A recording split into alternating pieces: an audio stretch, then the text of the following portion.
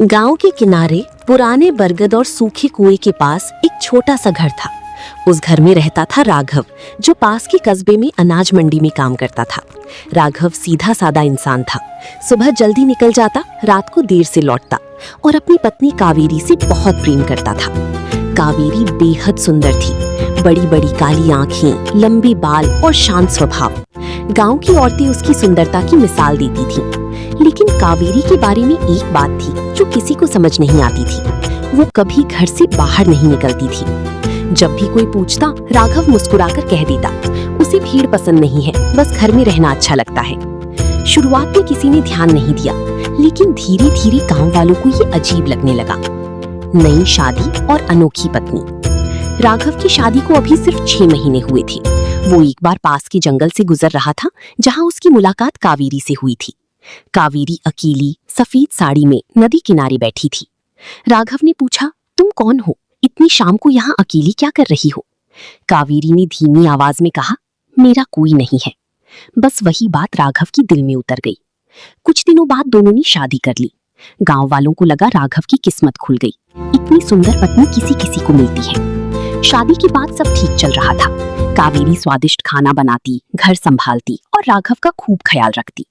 लेकिन कुछ छोटी छोटी बातें अजीब थीं, जैसे कावेरी कभी धूप में बाहर नहीं जाती थी। शाम होते ही घर के सारे दरवाजे बंद कर देती थी। घर में मंदिर के पास ज्यादा देर नहीं रुकती थी। राघव ने सोचा शायद उसकी अपनी आदतें होंगी। पहली अजीब घटना। एक रात राघव काम से बहुत देर से लौटा। बारिश हो रही थी, चारों तरफ अंधेरा था। उसने गेट पर खड़े होकर आवाज लगाई, कावेरी, दरवाजा खोलो। अंदर से आवाज आई, आ रही हूं। राघव इंतजार करने लगा, लेकिन तभी उसने कुछ ऐसा देखा कि उसके पैरों तले जमीन खिसक गई। घर के अंदर वाले कमरे से, जहां हल्की सी दीपक की रोशनी थी, एक लंबा काला हाथ धीरे धीरे बढ़ा। हाथ बढ़ता गया और बढ़ता गया। कमरे से आंगन, आंगन से बरामदा, बरामदे से मुख्य गेट तक। हाथ ने कुंडी खोली। चक, गेट खुल गया। राघव की सांस रुक गई। उसकी आंखें फटी की फटी रह गईं। उसे लगा शायद वो सपना देख रहा है, लेकिन नहीं। सामने वही लंबा हाथ धीरे धीरे वापस अंदर जा रहा था। कुछ सेकंड बाद कावेरी सामान्य रूप में सामने आई। मुस्कुराकर बोली, इतनी देर क्यों लगा दी? राघव कुछ बोल ही नहीं पाया। डर की शुरुआत। उस रात राघव ने खाना तो खाया, लेकिन एक शब्द नहीं बोला। कावेरी ने पूछा, क्या हुआ? तबीयत ठीक नहीं? राघव ने सिर हिला दिया। हाँ, बस थक गया हूं। लेकिन उसके दिमाग में वही दृश्य घूम रहा था। इतना लंबा हाथ, क्या कोई इंसान ऐसा कर सकता है? पूरी रात उसे नींद नहीं आई। उसने कई बार करवट बदली। सुबह जब उठा तो कावेरी रसोई में थी, बिल्कुल सामान्य, जैसे कुछ हुआ ही ना हो। राघव ने खुद को समझाया, अच्छा लग रहा है। शायद अंधेरे और थकान में भ्रम हुआ होगा। लेकिन अंदर का डर खत्म नहीं हुआ। अगले दिन राघव गांव के बाहर रहने वाले बूढ़े बाबा के पास गया। बाबा तंत्र मंत्र और पुरानी बातों के जानकार माने जाते थे। राघव ने सारी बात बताई। बाबा कुछ देर चुप रहे, फिर बोले, तुम्हारी पत्नी इंसान नहीं है। राघव का चेहरा पीला पड़ गया। क्या मतलब? बाबा ने गंभीर स्वर में कहा, वो एक चुड़ैल है। राघव कांप उठा। नहीं, ये नहीं हो सकता। बाबा बोले, क्या वो शाम के बाद ज्यादा सक्रिय होती है? हाँ। क्या धूप से बचती है? हाँ। क्या उसके पैर कभी गौर से देखे हैं?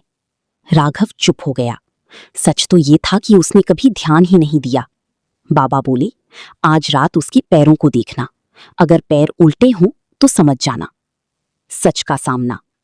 रात हुई। राघव डरते डरते घर लौटा। कावेरी ने हमेशा की तरह खाना परोसा, लेकिन आज राघव का ध्यान सिर्फ एक चीज पर था, उसके पैर। कावेरी रसोई से बाहर आई। दीपक की रोशनी उसके पैरों पर पड़ी। राघव के हाथ से गिलास गिर गया। उसके पैर उल्टे थे, एड़ियां आगे, उंगलियां पीछे। अब कोई शक नहीं बचा था। राघव के पूरे शरीर में कंपकपी दौड़ गई। कावेरी ने उसकी तरफ देखा, धीरे से मुस्कुराई। अब पता चल गया। राघव की होंठ सूख गई। तुम कौन हो? कावेरी की आंखें अचानक लाल हो गईं। उसकी आवाज भारी हो गई। मैं वही हूं जिससे तुमने जंगल में शादी की थी। तुमने पूछा ही नहीं कि मैं कौन हूं। कावेरी ने बताना शुरू किया। सैकड़ों साल पहले मैं भी इंसान थी। मेरा नाम कावेरी ही था। मुझे मेरे प्रेमी ने धोखा दिया और इसी गांव के पास मारकर फेंक दिया। मेरी आत्मा भटकती रही। धीरे धीरे मैं चुड़ैल बन गई। राघव कांपते हुए सुनता रहा।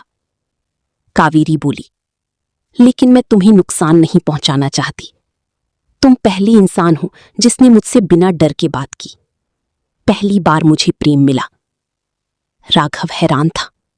एक चुड़ैल उससे प्रेम करती है। पति का डर और दुविधा।